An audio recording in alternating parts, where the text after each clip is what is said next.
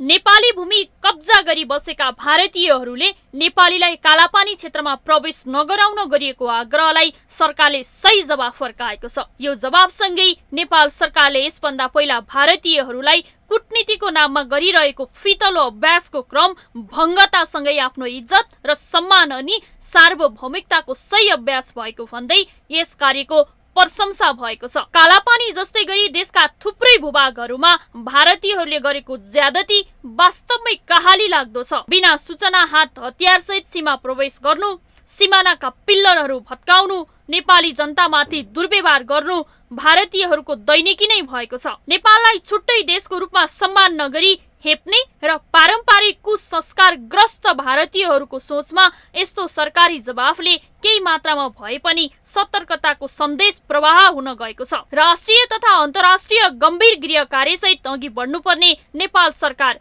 आफ्नै आन्तरिक पार्टी किचलोले गर्दा काम गर्नै नसक्ने अवस्थामा पुगेकोले अहिलेसम्म गरिसक्नुपर्ने थुप्रै कामहरू हुन नसकेको निर्विवाद छ। विभिन्न शक्ति केन्द्रबाट परिचालित आन्तरिक तथा पार्टी पंक्तिकै कारण यो सरकार निष्प्रभावी बन्दै गएको छ। एजेन्डाविहीन पार्टी पंक्तिको अवरोध, सधैँभरिको प्रधानमन्त्रीलाई सत्ताच्युत गर्न डाकिने सचिवालय तथा स्थायी कमिटी बैठकहरूका कारण प्रधानमन्त्री केपी शर्मा ओली आफ्नो प्रतिरक्षामा नै आफ्नो सम्पूर्ण शक्ति लगाइरहनु भएकोले पनि राष्ट्रिय तथा अन्तर्राष्ट्रिय विषयहरूमा ध्यान पुग्न सकेको देखिँदैन।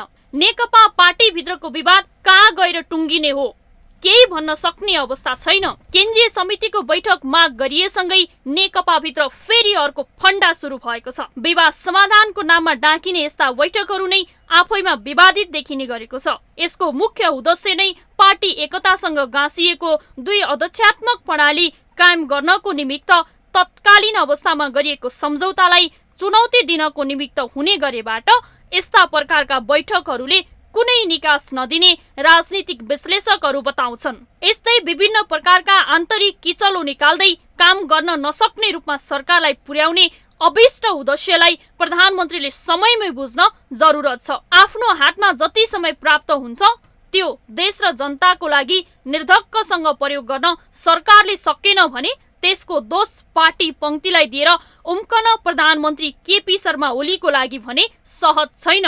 सरकारमा बसेकै कारण जस्तोसुकै परिस्थितिमा पनि परिणाममुखी काम गर्नु र देखाउनु सरकारको निमित्त अनिवार्य शर्त हो। प्रधानमन्त्रीले दुवै पद छोड्नुपर्ने पार्टी पंक्तिको मागको अगाडि पद नछोड्ने चट्टानी अडान देखाउने प्रधानमन्त्रीले भारतसँगका थुप्रै असमान व्यवहारहरूको अगाडि पनि यस्तै चट्टानी राष्ट्रिय अडान प्रदर्शन गर्न सक्नुभयो भने त्यसले मात्र जनतामा उहाँको सफल नेतृत्वको झलक दिन सक्छ।